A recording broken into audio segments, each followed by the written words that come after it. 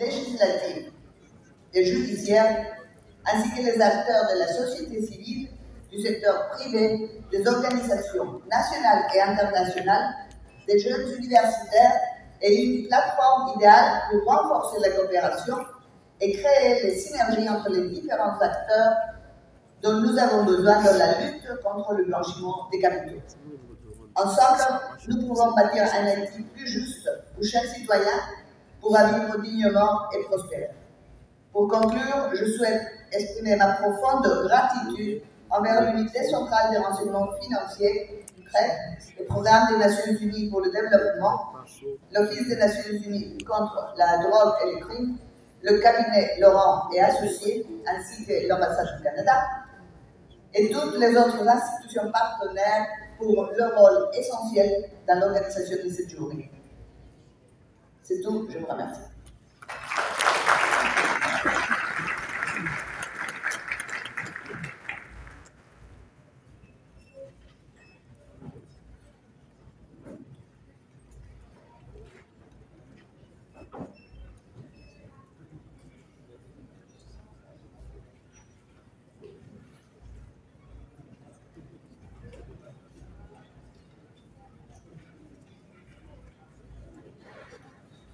À présent, nous avons l'honneur de présenter le directeur général du ministère de la Justice et de la Sécurité. En 1964, Jean-Paul Sartre avait remporté le prix Nobel, la plus haute distinction du monde. Mais l'histoire rapporte qu'il ne l'a pas accepté parce qu'il n'a pas voulu être institutionnalisé, dit-il, ce qui serait contraire à sa philosophie. C'est son droit le plus entier et je respecte sa position. Par contre, 9 ans avant, en 1957, élu à l'Académie française, Jean Cocteau eut à dire « Les honneurs, il faut les accepter la tête basse.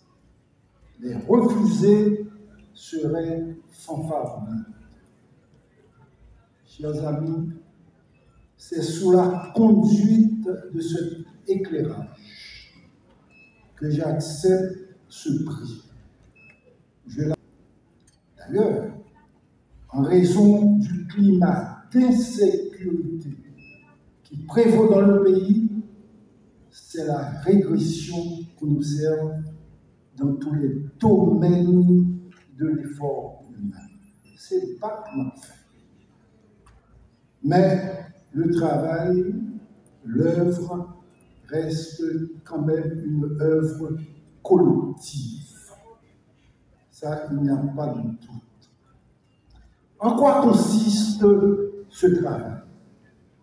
Il consiste à prévenir la cécité, les invalidités en général, mais il consiste aussi à œuvrer pour le respect des droits légitimes des personnes en situation de handicap. Cela nous a conduit tout naturellement à combler dans ce pays un vide juridique en matière des droits humains, et plus précisément en matière des droits spécifiques des personnes en situation de handicap. Pour ce travail, oui, je disais que cette mission nous a conduit tout naturellement à combler un vide juridique en matière des droits humains et des droits de la personne, des droits des personnes handicapées en particulier.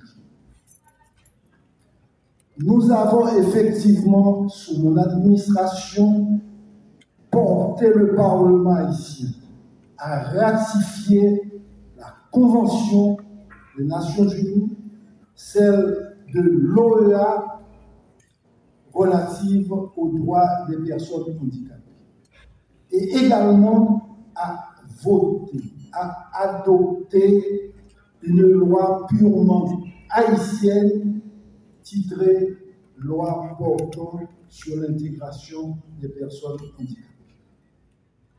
Dans le cadre de ce travail, nous avons été supportés, aidés par des avocats d'une grande ouverture d'esprit. Et là, je fais allusion à Maître Roston Bertrand, à Maître Jean-Joseph Exumé, également à Maître Jean Vandal, à Maître, je dirais, le docteur Paul-Claude Bérubé du Canada, également Carolina Ramirez Hernandez du Mexique. On a été soutenus par tous ces gens. Bonsoir à tous les amis de la presse qui là. Ça fait 12e édition Salon du Nord. Et Salon a commencé dans le cabinet, dans le local cabinet dans la matinée, qui était relé porte ouverte sur la production de la après 3 éditions, et nous transformé en Salon du Nord. C'est la 12e édition. Et c'est pour la 2e fois qu'on a organisé le tour dans le Caribé parce que le siège du salon, théoriquement, c'est dans Mariotte, mais tout le monde qui gère la situation. Et Fonda dit ça, c'est œuvre sous ta dit média. Si les médias n'ont pas embrassé nous, qui ont béni dans le mouvement, ça ne peut pas arriver là. C'est ça que je dis, que beaucoup de chapeaux pour Caraïbes, la métropole, qu'est-ce qu'il y a, Vision 2000, Radio Guinée, Radio Galaxie, Image 9, Jacques Ménéter, yo Kembe nous, Radio Télé Guinée, yo Kembe nous depuis 12 ans, comme je dis merci, parce que c'est un qui fait spot là avec la voix de Wendell, le voyez le radio, et nous par contre qui ça fait encore le même assurer diffusion. C'est-à-dire que nous dit qui ça, Salon du Nord, c'est véritablement une activité communautaire et que la presse vient parler là-dedans. Et sans la presse, nous ne pouvons pas arriver là. Si nous avons pensé son succès dans la situation paysanne là, côté que Port-au-Prince, tout le monde a couru, nous sommes capables de dire côté son ville nomade, mais si pas de la presse qui peut qu'il y ait des mouvements, c'est ça que nous tiens à ce que dans le début et entretien ça pour remercier toute la presse en général et le réseau médias qui toujours ensemble avec nous. Dans la 12e édition, et me penser et me souhaiter, il y a toujours quelqu'un mains avec nous pour avancer nos 13e, nos 14e édition. Et ça qui est dans la 12e édition, qui va dans la 11e édition. Alors, ça t'a dit qui ça gagne, ça t'a dit qui nouveauté, qui gagne, si vous voulez, gagner le coin du livre avec Communication Plus, handicap et monitoring, question ça. Ça n'a pas gagné dans la 11e édition. Depuis toute édition, nous n'avons pas jamais gagné une catégorie de personnes que nous n'avons pas jamais gagné. Les handicapés. Donc, des personnes handicapées, et nous pensons que eux-mêmes, ils ont stand là, c'est à l'intégration handicapée, puisque nous avons parlé de droit. Une première, c'est qu'il faut que nous baillons le temps sans discrimination. Donc, à ce moment-là, nous gagnons avec plaisir, gagnons accueilli le secrétaire d'État à l'intégration des personnes handicapées, qui ont une grande nouveauté. Et alors, ça qui est le 11e, c'est que la communauté internationale, ce salon depuis 10 éditions, c'était une activité locale financée par la communauté. Et jusqu'à présent, ça salon financé par la communauté, mais la communauté internationale a commencé à venir approcher ça pour que ça salon n'apparaisse seulement une question nationale, mais il y a un salon mondial, mais pourquoi pas au niveau de l'Amérique et de la Caraïbe. Parce que, comme nous disons, ça, c'est qu'une activité comme ça, il y a 2 activités comme ça dans le monde de l'Amérique francophone. C'est une qui est au Canada, de Montréal, Salon Visédois, et une en Haïti, que le cabinet particulièrement et associés. Mais parce que qui ça t'a motivé dans toute première édition pour défendre telle activité pareille?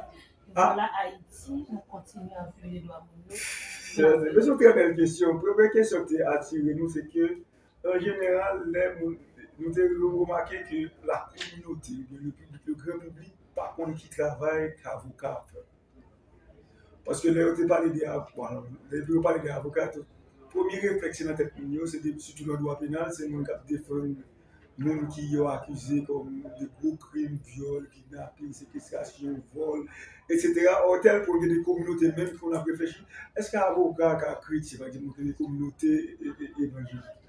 Nous voyons que le métier, la profession judiciaire, manquait très connu. Et si nous changeons ça dans les années.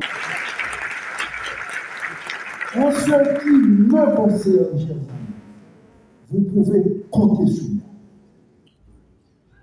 Je serai toujours à vos côtés. Et ensemble, nous serons aux côtés du peuple haïtien dans sa lutte contre l'impunité,